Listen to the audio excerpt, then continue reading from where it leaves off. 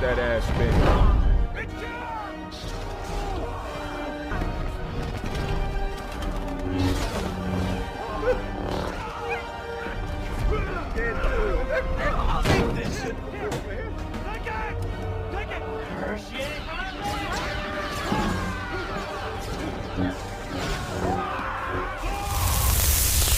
Hello everyone, on this exciting contractually obligated video, I'm going to talk about Keffals, which I wanted to talk about anyway, so having to make this video is a good thing, because when I do make a video occasionally, I'm going to piss a lot of people off, and I'm fine with that. That's my forte. I seem pretty good at pissing people off. Well, I'm finally going to open my mouth about Keffals. Keffals was actually on live streams of mine many moons ago. If you remember, there was the whole Meta PCs debacle, which I stupidly got involved in. Now, that was during a time when Jeremy, aka the Quartering, was dead naming her. This is before all of her controversies, by the way. This is before any of this crap went down. And I had her on the show a couple times. She actually came on and blindsided the Quartering. But those were different times, and this is before I knew that Keffals was a complete grifting piece of crap. See, people on the left grift as well, and I'm here to call them out. I don't care what your political ideologies are. I don't care what your gender is. I don't care what your sexual preference is. I don't care about any of that.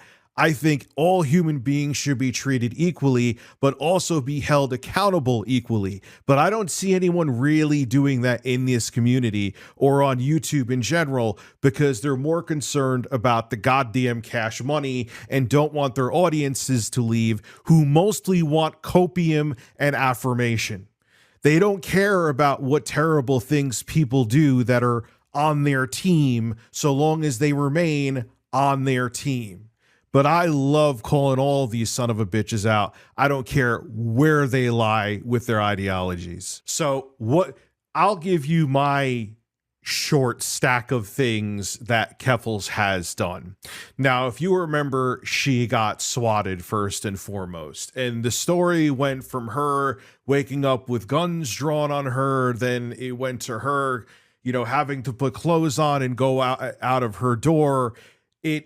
There was no cadency to anything she was talking about. It just like it would be one day this happened, and the next day this happened. Then the next day, the cops were hanging her out the window. Then the next day, the cops were apologizing to her and feeding her a sandwich. Like, go watch Mudahar's video and go watch videos of Keffals. Like, her story bounces all over the place. Well, needless to say, she lives in Canada, that the London Police Department, she said this, that they were transphobic and all these different things. And she actually opened up a GoFundMe to not only recoup losses, because she made it that all of her electronics were confiscated, even though that was a lie too, because she got her electronics back 3 days later, so she could have live streamed her heart out. She opened up a GoFundMe to get legal funds, because she was going to go after the London Police Department for how horrible she was treated. She also said she needed money to go hide, even though she said she was going to hide in the UK. Why would you tell people where you were going and then live stream in the place that you were hiding away from people who were trying to find you on Kiwi Farms? Which, may I add, she said she took down Kiwi Farms, which is a lie. It was only down for a few days, and she never acknowledged that it went back up online. That's who Keffals is. On top of it too, she didn't run away from Canada because she needed to hide from the evil trolls. She ran away because she had a fallout with her fiance, which again, she tried to make herself out to be the victim. The fiance was abusive. I don't know if her ex-fiance was abusive, but since she's lied about literally everything else, who knows? She's probably lying about that too. I'm actually pretty impressed with myself. There's like a dozen talking points here, and I mentioned all of them without having to look at the notes. Go me. So Keffals got this money in her Indiegogo campaign, which was wildly successful. She got about 6 figures. What did she do with this money? She was going to use it for legal funds to go after the London, Ontario police, right? Right?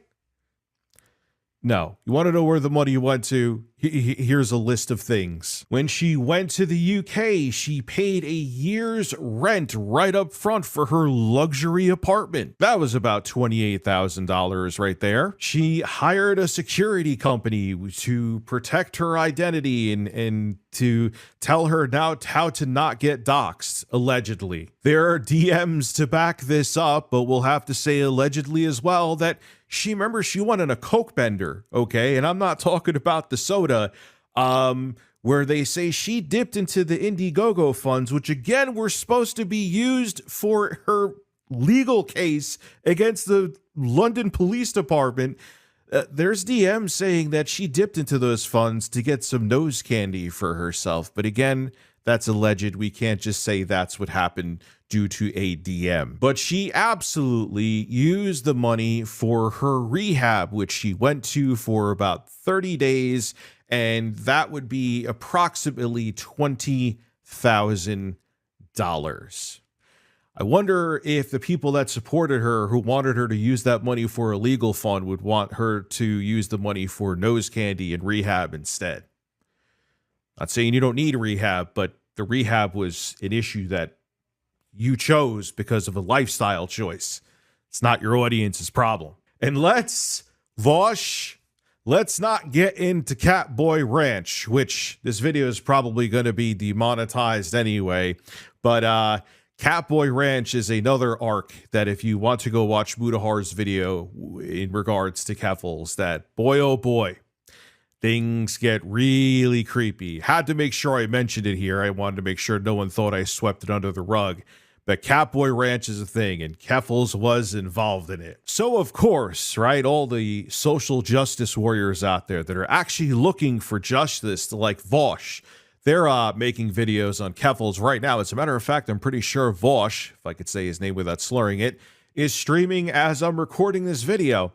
And he's talking about Keffals, right? He made a video exposing Keffals for the fraud that she committed, opening up an Indiegogo, telling people she was using it for a legal fund, and she used it for anything but. He made a video, right? Oh, wait, he didn't. Nothing. Crickets chirp. The only left-leaning channel I've seen that talked about this is Anna Kasparian from the Young Turks. Well, the Young Turks is the channel. Personality is Anna Kasparian.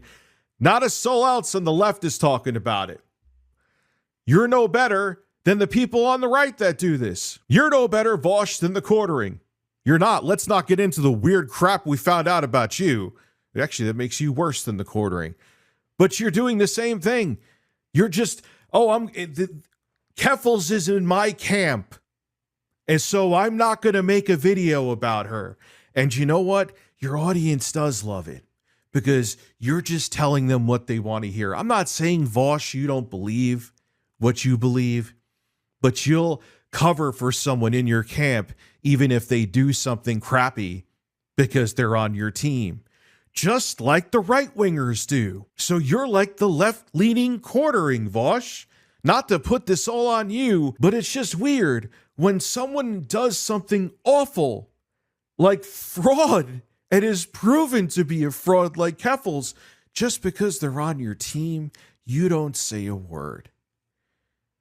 You're no better than anybody else with any other political ideology. And it's gross.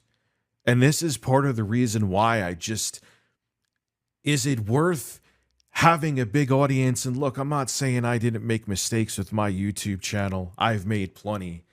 But is it worth having a big audience and just telling them what they want to hear and sweeping stuff under the rug and telling them sweet little lies just so you have everyone be happy and just feed them their copium? I'm not saying I'm an angel, man. I'm a prick and a loudmouth and I could be an asshole. But I'd rather be that and actually call everybody out equally than just hide the faults of somebody because they agree with me politically.